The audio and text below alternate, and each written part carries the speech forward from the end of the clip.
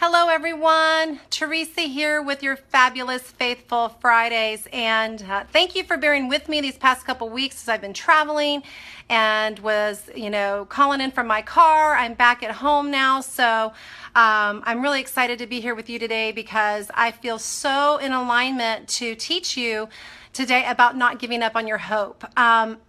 Many of you that watch these Facebook Live videos, there's some area in your life that's suffering. We all go through these challenges sooner or later in life.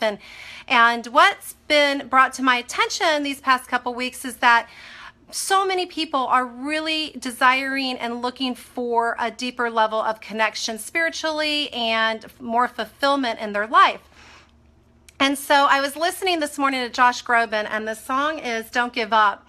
I highly recommend every single one of you, whether you're watching this live or you see it down the road, to listen to that song and listen to the words of the song about not giving up. And so that's why I titled today's little mini lesson, Don't Give Up on Your Hope, because when you give up on your hope and you become that energy of hopelessness, the world just seems dark. You feel like nothing's ever going to work out. It's hard to get out of bed. There's no joy in life. The hope, holding on to your hope for what you want to experience, is one of the most important things you can do during a transition, during a trial, during a challenge. And even if things are going great, you can always hope for more of that, right? So that's a lesson for today. And I know firsthand from my own life story, when I was giving up hope that I would ever find my ideal partner, that I would ever feel better, that I would ever have a better health, that I would make it through single parenthood, there were times that were very dark. And when it was the worst for me, and it went on for years, everybody, long time, but when it was the worst for me is when I felt hopeless. And so I want to encourage you that if you are a person that's experiencing some lack of hope right now, or some loss, or you're just traumatized by life, I want you to reach out to me so I can help you with that, because I really know a lot about that, just not just professionally what I teach, but from my own life experience.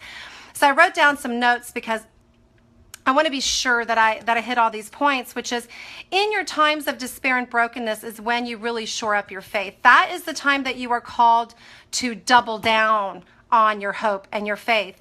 And science has proven, neuroscience, that when you are at a place in your life where you don't believe things are going to change, where you're living out some pattern in your life, whether it's your love story, your money story, your weight story, your health story, whatever that is, you're living out something. This is without judgment that I say this, but you want to improve it, right? You want to have that great love story. You want to have the great job or the great financial income breaking through, more abundance in every area of your life. When you feel like that's not happening, that is when you actually need to be triggered in your mind to believe in what's possible and not the problem that's presenting itself to you, because it's a mind shift. And how you get there, of course, is through the bridge of faith.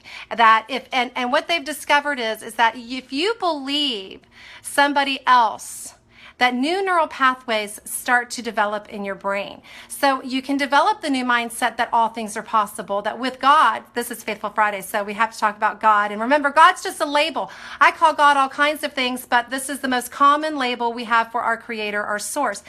When you choose the hope, you are pushing through the doubt, the fear, the despair that will keep you from getting to the other side of that of which you want to experience. So, and if your life has been full of trauma, and so that keeps you from having hope, that you're afraid to have hope because you've been through so many trials and tribulations, I'd like for you to switch how you feel about hope, about the trauma. And I'd like you to consider that whatever you've been through is just an opportunity for you to grow, to learn, and to access a deeper level of enlightenment, whatever that is. If it's divorce, if it's other kinds of trauma, abuse from your past, whatever it is, you can come to a point where you can look at everything you've been through without a judgment on it, like that was good or that was bad, and you can look at it as, wow, that really forced me to grow.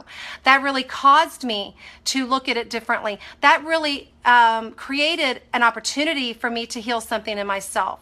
It's an inside job for each and every one of us. And as we live within, as we do the internal work, that is when the external shifts in our life. It has no choice. We're these energetic, vibrational beings. So as you change your mind that you're a victim about what's happened to you or about what you don't have, and you say, I'm preparing myself for this abundance to happen in my life, and I just had to go through these steps, but I'm triumphant. You switch that vibration so you're able to attract more of what you want, less of what you don't want. So you have to do the internal work of healing so that you can elevate your attraction point, because we do become like magnets to our life experience. So I want you to be thinking about how you can do that in your own life. So because of this law, the spiritual law of free will, we have a choice in every situation. We have a choice to choose faith and hope, or the mindset of victimization, like, why isn't this showing up in me? When you start having those words, that conversation, you're telling yourself and you're telling the universal powers, the spiritual realm, you're talking out of lack and scarcity. And so that lowers your vibration. It destroys your hope and faith. And you, I guess you kind of lower down into the vibration of not having it, of not having enough.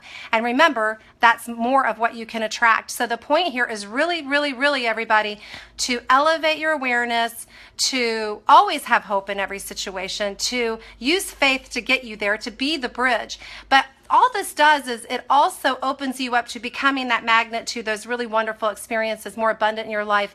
And you know, I was thinking a couple weeks ago, I said you have to become that of which you want to have.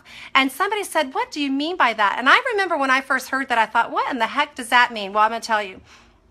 When you feel like something's missing from your life, maybe you don't have as many friendships, good friendships as you would like in your life, just regular relationships. You have to go be that before you will have it. So we always have to give. It's this law of reciprocity. It's a spiritual law and it's a truth. Whatever you want to experience in your life, you have to be giving that first. You become that. You become the better friend so that you can draw in better friendships. You become a source of love for people where you're giving love, you're receiving love. You align yourself with the vortex of love, which is the most important thing that we are here to do, is to live in the energy of love. And I love all of you just because you're here, and even if you weren't here, you're my brothers and sisters walking this planet with me. And if we can elevate how we feel even towards one another, even in this Facebook Live land, watch what happens, a domino effect in your life. So I was feeling so much love before I got on this Facebook Live. I was almost crying. And it was such a beautiful feeling because I'm sitting here in this apartment and working, and I know I've got to do this Facebook Live, but I was overcome by this deep sense of love for life itself. So if you're in a place where that seems like a really far reach, that you can't access that level of emotional awareness of feeling love, then, have the hope that you will get there. And it's all baby steps. We never do arrive. It's about the journey. And so part of your journey is going to be that even in times of stress and anxiety, and those are the things that block us from some really wonderful supernatural things that can unfold in our life, we make the decision each and every time, maybe 10 times a day, when your brain or your feelings start to overtake you that you're in despair. Hey, everybody, nice to see you. When you're in despair, you have to choose hope and that all is working for your good. And so another thing, a lot of people come to me with, they're lacking abundance money in their life. We all want more, right? We want to have more abundance in our life. And so how can you be that? So, it's called circulation. You have to be the open vessel of this energy stream. Money's just an energy like everything else. Everything's an energy. Love's an energy. Money's an energy. Health is an energy. Everything we do in life, it has an energetic component to it. So including your financial life. So free up, get rid of the chokehold of your money and allow money to flow through you, to circulate. We give and receive, we give and receive. So if you're holding on and out of fear, out of lack of being generous, then I would ask you to question how that's serving you, because you're choking the energy out by doing that, by holding on. So again, a couple ways that you can work with me. I have free stuff all the time. Just, pop a message into me about what you want. I offered the free inner child healing meditation last week. So if you're interested in that, then please let me know. Also, it's been brought to my attention that I am going to really start taking my prayer life and offer it to you in a prayer circle. If you're interested in having some prayer in your life, PM me so we can send you the details of how you can call in for our prayer circle. That's coming up too.